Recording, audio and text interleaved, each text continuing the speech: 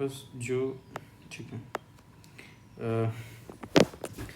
Nutrition का जो basis है किसके बेसिस पे national institute of nutrition guideline जो अपडेट हुआ था 2024 में उसके बेसिस पे है। न्यूट्रिशन रिक्वायरमेंट हमारे पास क्या होता है, एक हमारे पास होता है कि EAR एक्सपेंड EAR होता है और एक होता है RDA होता है। ठीक है, हम सबका वन बाई वन करके देखेंगे ये है क्या। EAR हमारे पास क्या होता है, एस्टिमेटेड एवरेज अलाउंस क्या होता है, या फिर हमारे पास एवरेज न्यूट्रिशन रिक्वायरमेंट बोलते हैं, ANR भी बोल सकते हैं उसके। इसमें क्या है, ये क्या होता है, ANR जो होता है वो होता है nutrition sufficient for 50% of the population. इसको बोलते हैं EAR, मतलब ईयर कान तरीके से कान दो है, एक 50% है, अगर दो का मतलब एक वो देखोगे तो वो 50% है। इस तरीके से याद कर सकते हैं कि एस्टिमेटेड जो एवरेज रिक्वायरमेंट जो होता है, या फिर हमारे पास क्या है न्यूट्रिशन सफिशिएंट जो होता है for the 50% of the population, उसको हम बोलते हैं EAR, एस्टिमेटेड एवरेज रिक्वायरमेंट। अब बात करते हैं रिकमेंडेड डाइटरी अलाउंस की। अगर हम बात करें तो हमारे पास nutrition sufficient for 97.5% of the population, इसको बोलते हैं हम RDM। अब बात करते हैं हमारे पास प्रॉक्सिमेट प्रिंसिपल कौन से हैं, मतलब प्रॉक्सिमेट प्रिंसिपल्स में एनर्जी प्रोवाइडिंग फूड प्रोडक्ट्स जैसे हमारे पास कार्बोहाइड्रेट, प्रोटीन और फैट्स हैं। एनर्जी प्रोवाइडिंग हमारे पास कितने हैं पर ग्राम की बेसिस पे, कार्बोहाइड्रेट और प्रोटीन जो होता है 4 ग्राम के आसपास देता है, और जो हमारे पास फैट होता है वो 9 ग्राम के आसपास देता है हमारे पास energy, 9 kilo calorie, sorry for the mistake.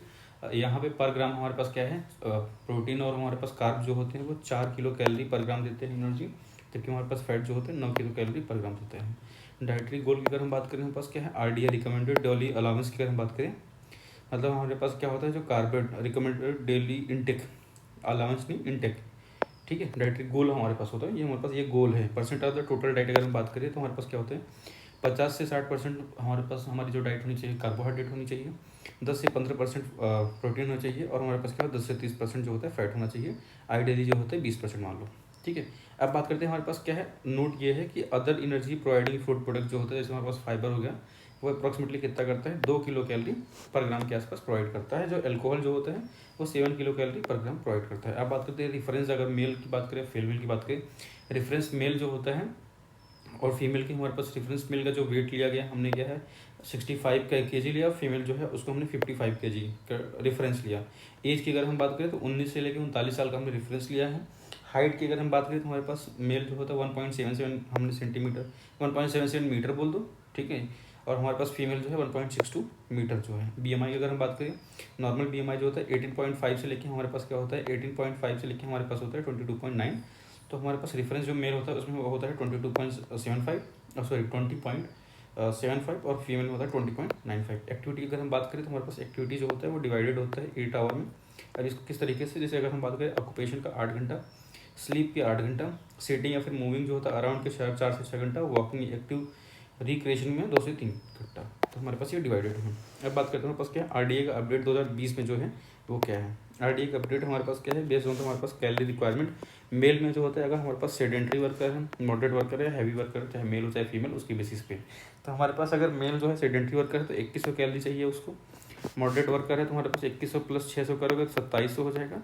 और अगर हमारे पास क्या हैवी वर्कर है प्लस हमारे पास 700 कर लोगे तो हमारे पास क्या हो जाएगा, मतलब 3400 कैलोरी के आसपास किलो कैलोरी मेल में चाहिए होता है। मतलब हमारे पास क्या है 2100 प्लस 600 प्लस 700, तो हमारे पास 21 प्लस 6 करोगे 2700 प्लस 7 करोगे 3400।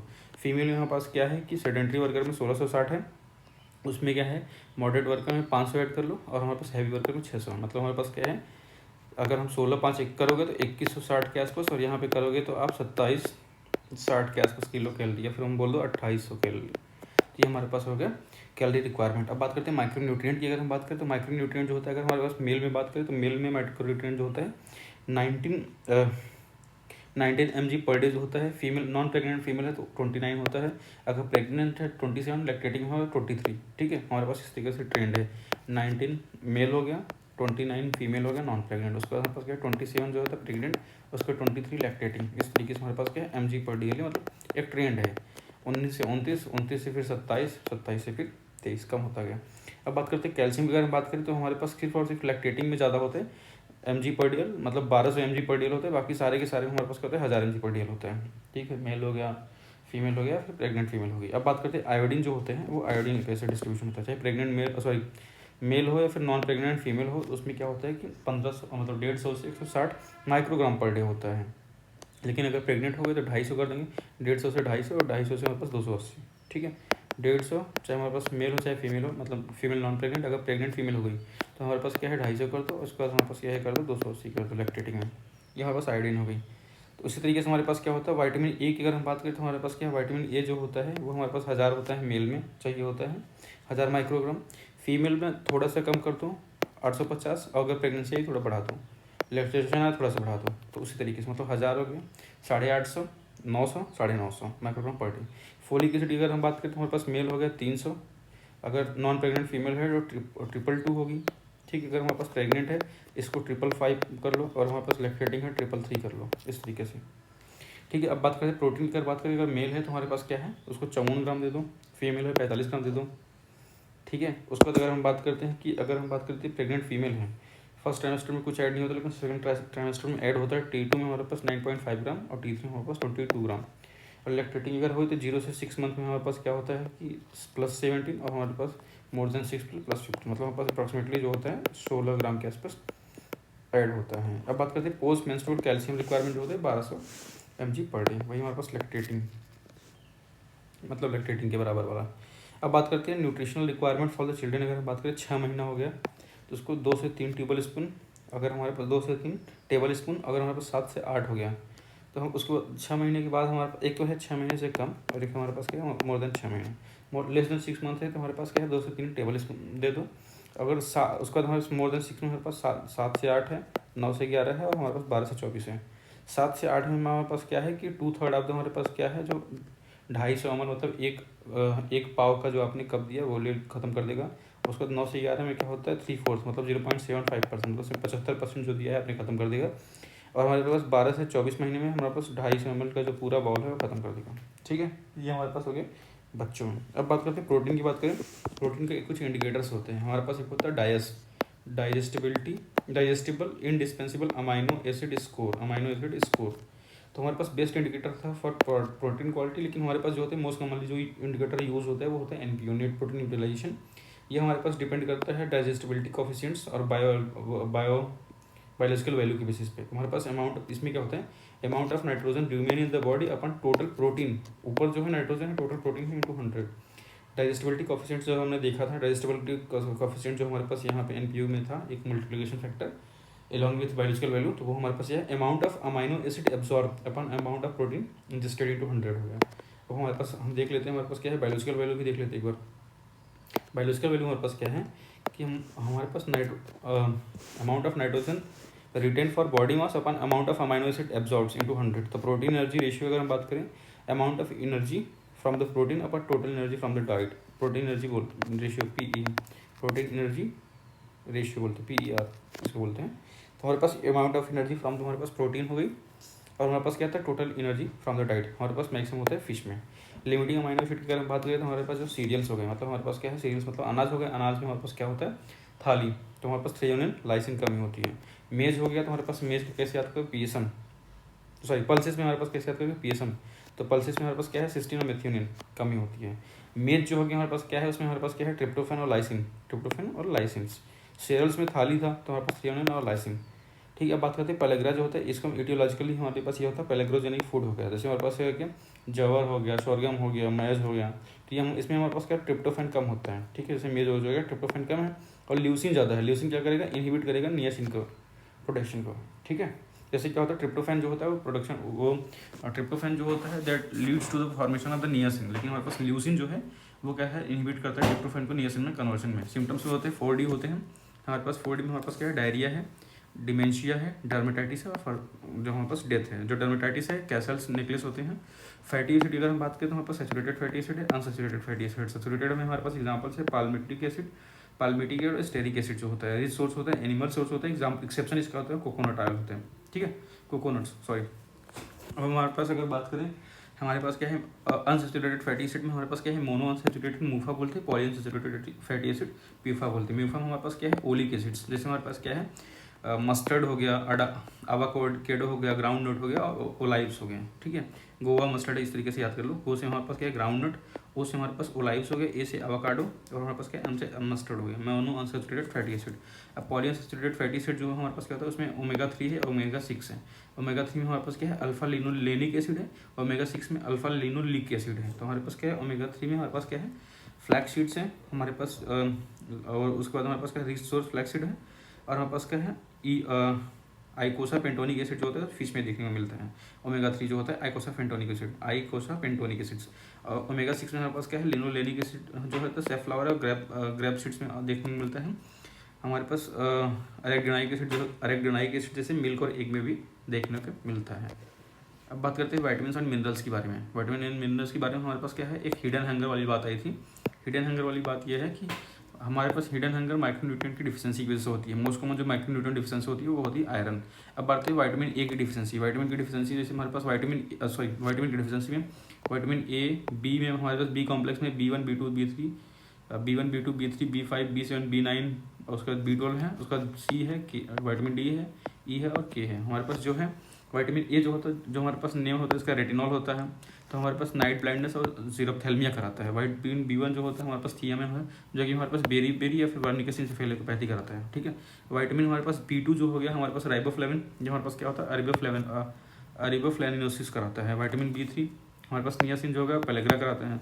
वाइटामिन B5 जो हमारे पास क्या है पेंटाथोनिक एसिड बर्नी फूड सिंड्रोम कराते हैं, ठीक है। अब बात करते हैं हमारे पास क्या है कि वाइटामिन B6 जो होता है पायरिडॉक्सिन जो होता है पेरिफेरल न्यूरोपैथी कराता है। वाइटामिन B7 बायोटिन जो होता है डर्मेटाइटिस कराते हैं। वाइटामिन B9 हमारे पास फोलिक एसिड मेगालोब्लास्टिक एनीमिया कराता है। वाइटामिन B12 जो होता है साइनोकोबालामाइन जो होता है हमारे पास पर्निसियस एनीमिया कराता है।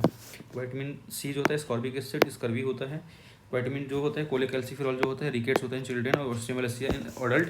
वाइटामिन E जो होता है टोकोफेरॉल जो होता है डर्मेटाइटिस और इनफर्टिलिटी कराता है, ठीक है। अब हमारे पास क्या है फाइलोक्विनोन जो होता है haemorrhagic disease of the newborn's. अब हमारे पास ब्लीडिंग डिसऑर्डर्स। वाइटामिन ए की बात करें सोर्स जो होता है हेलबेट फिश होता है रिचेस्ट होता है। पाम ऑयल हो गया, डेट्स हो गए, ऑरेंज एंड हमारे पास क्या होते हैं येलो फ्रूट या फिर वेजिटेबल्स कैरेट, पपाया और पम्पकिन ग्रीन लीफी वेजिटेबल्स की बात करते हैं। अगर हम बात करें डिफिशियंसी की बात करें तो हमारे पास डिफिशियंसी या फिर जीरोप्थेल्मिया की बात करें एसोसिएटेड विद हमारे पास क्या होते हैं इन्फेक्शंस, मीजल्स के इन्फेक्शंस में होते हैं और माल न्यूट्रिशन का। WHO की स्टेजिंग है हमारे पास क्या है ग्रेड है कुछ। ग्रेड में हमारे पास ये है कि अगर हमारे पास XN है तो XN मतलब हमारे पास नाइट ब्लाइंडनेस, तो हमारे पास फर्स्ट सिम्टम्स ये देखने को मिलते हैं। कंजक्टाइवल जेरोसिस हमारे पास क्या है कंजक्टाइवल जेरोसिस जो होता है फर्स्ट क्लिनिकल साइंस हमारे पास देखने को मिलता है X1A। उसके बाद X1A बी जो होता है बी से मतलब बीटा स्पॉट्स होता है, ये क्या है एपिडेमियोलॉजिकल मार्कर है, ठीक है। अब हमारे पास क्या होता है कॉर्नियल जेरोसिस जो होता है X2 पे होता है, कॉर्नियल अल्सर जो होता है X3A और केराटोमेलेसिया X3B। इसमें क्या होता है X3 हमारे पास पहुंच गई कॉर्नियल अल्सर हो गया, या फिर हमारे पास केराटोमेलेसिया जो होता है इरिवर्सिबल आई चेंजेस होते हैं। अब हमारे पास क्या होता है national vitamin A deficiency prophylaxis programme, ठीक है। तो हमारे पास क्या है national vitamin A deficiency prophylaxis programme में हमारे पास क्या होता है कि हमारे पास डोज जो होता है इसमें 6 मंथ से 1 साल के बच्चे के लिए 1 लाख इंटरनेशनल यूनिट देते हैं, और 1 साल से 5 साल के बच्चों के लिए हमारे पास 2 लाख इंटरनेशनल यूनिट पर 6 महीने पे देते हैं। टोटल डोज जो हो गया वो हमारे पास 17 डोज हो गए, 9 डोज हो गया, 17 लाख इंटरनेशनल यूनिट हो गया। क्योंकि यहाँ पे जो आप देखोगे यहाँ पे 1 लाख और यहाँ पे हम आप देखोगे 16, ठीक है। क्योंकि 4 साल में हर एक 6 महीने 4 दूनी 8। स्टोरेज अगर हम बात करें तो हमारे पास एम्बर कलर्ड बॉटल होता है, ठीक है। ड्यू टू हमारे पास क्या होता है कि 4 दूनी 8 दूनी 16 यहाँ पे हो गया, ठीक है, उसको रहने दो। स्टोरेज की बात करें एम्बर कलर बॉटल हो गया due to heat and light sensitive, administrate करते हैं एट आंगनवाड़ी सेंटर, ठीक है। अब हमारे पास क्या है ट्रीटमेंट फॉर डॉक्यूमेंटेड वाइटामिन, अगर डॉक्यूमेंटेड वाइटामिन डिफिशिएंसी है तो क्या करेंगे डोज अगर लेस देन 6 मंथ है 50,000 यूनिट, ठीक है। 6 से 1 साल है या फिर 8 की जो कम है तो 1 लाख, और 1 से 5 साल है तो 2 लाख। डोज जो होता है ऑन डे 1, 0, 1 और 14। अच्छा मेजरमेंट की अगर हम बात करें तो मेजरमेंट में हमारे पास क्या है जो वाइटामिन ए का वो है टी वाली स्पून है, उसमें क्या होता है टी स्पून है। इसमें क्या होता है outer circle 2 lakh international unit, inner circle 1 lakh international unit. अब बात करते हैं आयरन का हमारे पास क्या होता है सोर्स की बात करेंगे हमारे पास आयरन की जो हीम होता है नॉन हीम होता है। हीम जो होता है एनिमल सोर्स होता है, प्लांट सोर्स हो गया, नॉन हीम हो गया जैसे पम्पकिन, पिस्ताचियो, डेट्स और ग्रीन लीफी वेजिटेबल्स होता है। हमारे पास पम्पकिन जो होता है वो रिचेस्ट होते हैं, ठीक है। अब बात करते हैं एब्जॉर्प्शन जो होता है फेरिक आयरन जो होता है हमारे पास इंजेस्टेड होता है, और उसको हमारे पास फेरिक एब्जॉर्प्शन को स्टिमुलेट करता है वाइटामिन C, ठीक है। और हमारे पास उसको इनहिबिट करता है फैटेट टैनेट ऑक्सलेट, ठीक है, फैटेट, टैनेट, ऑक्सलेट, फाइबर भी करते हैं, और कैल्शियम तो हमारे पास क्या है, फेरस आयरन की फॉर्म में एब्जॉर्ब होते हैं। अब बात करते हैं जिस सोर्स, अगर विटामिन ए की बात करें तो हेलिबर्ट फिश हो गया, विटामिन सी की बात करें तो हमारे पास इंडियन गूसबेरी हो गया, आयोडीन की बात करें तो हमारे पास सीवीड हो गया, आयरन की अगर हम बात करें तो हमारे पास animal source more than plant source, vitamin अगर B1 की बात करें तो ऑर्गन मीट हो गया, B1 या फिर B6 हो गया, हमारे पास ऑर्गन मीट ही हो गया। विटामिन डी का जो है कॉड फिश, कैल्शियम जो होता है बफेलो मिल्क या फिर मीट में, यादव जी, ठीक है। अब बात करते हैं हमारे पास एग एंड मिल्क के बारे में। हमारे पास एग एंड मिल्क की अगर हम बात करें, न्यूट्रिशन जो होता है पर हमारे पास पर 60 ग्राम ऑफ, तो हमारे पास एक, अगर एक जो होता है 60 ग्राम का है तो उसमें हमारे पास क्या है, अच्छा उसमें हमारे पास क्या है, टोटल कैलोरी अप्रॉक्सिमेटली 60 ग्राम का है, तो 60 किलो कैलोरी, फैट जो होता है अप्रॉक्सिमेटली 6 हो गया, प्रोटीन भी 6 हो गया, 6 gram of the protein, 6 gram of the fat. Calcium जो होता है उसका हमारे पास क्या 30 mg है, कोलेस्ट्रॉल जो होता है 240 mg है, आयरन जो होता है 1.8 mg है, ठीक है, हमारे पास ये हो गया। अब बात करते हैं हमारे पास इसमें क्या होता है, देखो कैल्शियम प्रोटीन 6 प्रोटीन और हमारे पास फैट हो गया, ठीक है, कैलोरी में हमारे पास 60 हो गया, उसके बाद हमारे पास क्या है कि कैल्शियम जो होगा 30 mg हो गया, और कोलेस्ट्रॉल जो होगा 240 mg हो गया, आयरन जो होगा 1.8 mg। अब बात करते हैं फीचर्स की बात करें, net protein utilisation, net protein utilisation की अगर हम बात करें 97 जो होता है मैक्सिमम होता है। एविडिन जो होता है प्रोटीन होता है रॉ एग में, जो कि हमारे पास कराता है बायोटिन की डिफिशियंसी, ठीक है। सोर्स ऑफ अगर हम बात करें, हमारे पास नेचुरल कोलेस्ट्रॉल जो होता है वो रिचेस्ट होता है, सोर्स ऑफ नेचुरल कोलेस्ट्रॉल जो होता है रिचेस्ट ही होता है। उसके बाद हमारे पास DHA में यही होता है, प्यूफा में भी यही होता है, सोर्स होता है। अब बात करते हैं breast milk versus buffalo milk. Component की अगर बात करें, एनर्जी जो होता है हाफ होता है, फैट जो होता है 50% होता है, प्रोटीन जो होता है 1/4 होता है, लैक्टोज जो होता है इसमें हाई होता है, मतलब हमारे पास ब्रेस्ट मिल्क में, और आयरन नहीं होता है, विटामिन सी जो होता है हाई होता है। तो अब बात करते हैं कि जो इसमें जो फैट होता है वो क्या होता है, रिच होता है DHA एंड ओमेगा-6 फैटी एसिड्स, ठीक है। ओमेगा-6 फैटी एसिड जो कराएगा, क्या कराएगा, प्रमोट कराएगा माइलिनेशन। प्रोटीन जो होता है रिच होता है सिस्टीन और टॉरिन में, जो कराएगा एक्सोनल ग्रोथ का। लैक्टोज जो होता है हाई होता है, रिचेस्ट सोर्स यही होता है। आयरन जो होता है adequate source for till 6 month of the age, ठीक है। अब बात करते हैं मेथड ऑफ पॉस्चराइजेशन की बात करें, हमारे पास direct disinfection of the disinfection of the milk होता है, इसमें वाटर होल्डर मेथड होगा, हॉट टेम्परेचर या फिर हॉट टेम्परेचर शॉर्ट टाइम हो गया, और हमारे पास का अल्ट्रा हाई टेम्परेचर जो होता है मोस्ट सोफिस्टिकेटेड ये होता है। अगर हमारे पास वेट या फिर होल्डर मेथड होता है, इसमें क्या होता है, यूज़ होता है मतलब स्मॉल क्वांटिटी की या फिर रूरल एरिया में, इसमें क्या होता है कि आप टेम्परेचर जो है 63 से 64 डिग्री सेल्सियस ले जाते हो, होल्ड करते हो 30 मिनट के लिए, और स्लो कूलिंग करते हो, मतलब छोड़ देते हो, मतलब वही है कि आपने क्या किया, उसको हीट किया, उसके बाद छोड़ दिया खुद से कूल करने होने के लिए, इसको बोलते हैं वाट या फिर होल्डर मेथड, ठीक है। होल्ड कर दिया, ठीक है, उसको कोई मतलब ही नहीं है, आप होल्ड करके छोड़ दिया। उसके बाद हाई टेम्परेचर शॉर्ट टाइम में हो गया 73 डिग्री सेल्सियस में, तो हमारे पास क्या है, रैपिड कूलिंग करते हैं विदिन फ्यू मिनट्स, मतलब हमने क्या किया 73 डिग्री सेल्सियस कर दिए, विदिन कुछ मिनट में हमारे पास रैपिड कूलिंग करा देते हैं। ये अर्बन एरिया में देखने को मिलता है। अब बात करते हैं अल्ट्रा हाई टेम्परेचर की बात करें तो हमारे पास मोस्ट सोफिस्टिकेटेड होता है, इसमें 2 फेजेस होते हैं, फेज़ 1 फेज़ 2। फेज़ 1 में हमारे पास 125 डिग्री सेल्सियस में हम टेम्परेचर देंगे, फेज़ 2 जो होता है हाई प्रेशर देते हैं, तो हमारे पास क्या होगा, रैपिड कूलिंग है विदिन द सेकंड्स, ये सेकंड्सों में होता है। और लार्ज स्केल जो होता है सप्लायर जो होते हैं, मोस्ट लार्ज स्केल सप्लायर जो होते हैं वो ये यूज़ करते हैं हमारे पास क्या, अल्ट्रा हाई टेम्परेचर्स, ठीक है। अब बात करते हैं नोट, जो हमारे पास क्या होता है, जर्मिनेटेड अगर फूड प्रोडक्ट होता है, जर्मिनेटेड फूड प्रोडक्ट होगा उसमें प्रोटीन बहुत ज़्यादा, मतलब प्रोटीन बढ़ जाता है तो इजीली डाइजेस्टेबल होते हैं। फर्मेंटेड अगर फूड प्रोडक्ट होता है उसमें सोडियम बढ़ जाता है, इसलिए इजीली डाइजेस्टेबल होता है। अगर फर्मेंटेड फूड प्रोडक्ट है तो सोडियम बढ़ गया, अगर हमारे पास क्या है कि जर्मिनेटेड हो तो उसमें क्या प्रोटीन बढ़ गया। अब बात करते हैं एमाइलेज रिच फूड की बात करें। एमाइलेज रिच फूड की अगर हम बात करें तो increase in amylase rich food जो होता है, increase in carbohydrate digestion. Example जो होगा मैंगो, बनाना और स्प्राउट्स हो गए, मैंगो हो गया, बनाना हो गया और स्प्राउट्स हो गए, ये क्या होगा, एमाइलेज रिच फूड होता है, तो उसमें क्या होता है, इंक्रीज करता है कार्बोहाइड्रेट का डाइजेशन, ठीक है। अब हमारे पास क्या है, फूड का इंटॉक्सिकेशन, ये बहुत इंपॉर्टेंट चीज़ है, हमेशा एक न एक सवाल आता है इससे। तो हमारे पास क्या है कि हमारे पास फूड इंटॉक्सिकेशन में हमारे पास न्यूरोलेथारिज्म है, इंडेमिक एसाइटिस है, इपिडेमिक ड्रॉप्सी है, एफ्लाटॉक्सिकोसिस है, और हमारे पास एल्गोडिज्म है। तो न्यूरोलेथारिज्म में हम थोड़ा सा देखते हैं कि इसमें जो टॉक्सिन होता है, इसका जो एक्टिव प्रिंसिपल होता है बोआ, बीटा ऑक्साइल एलनिन अमाइनो एलनिन। तो हमारे पास जो फूड प्रोडक्ट होता है, खिचड़ी दाल बेलते हो या फिर लेथाइरस सैटाइवस के साथ आती है, ठीक है। अब बात करते हैं इसका प्रिवेंशन कैसे करेंगे। हमारे पास क्या है, PCS या PCS। तो हमारे पास की से पार बॉइलिंग, विटामिन सी, और हमारे पास क्या है, स्टीपिंग एंड पार बॉइलिंग और विटामिन सी से। तो हमारे पास वही है। न्यूरोलेथारिस के बारे में थोड़ा सा यहाँ पे ज़्यादा पढ़ते हैं। ये क्या है, यूएमएन टाइप का डिजीज़ है, सीन होता है सेंट्रल इंडिया में। इसमें मोस्ट अफेक्ट जो होते हैं नी रेदर देन हिप या फिर एंकल। स्टेजेस होते हैं 1 2 3 4 5। तो हमारे पास क्या है, स्टेज 1 में हमारे पास कोई सिम्टम्स नहीं है, असिम्टोमेटिक। स्टेज 2 में स्टेज 1 में कुछ नहीं है, स्टेज 2 में हमारे पास कोई स्टिक नहीं है लेकिन गेट में डिस्टर्बेंस आती है, ठीक है।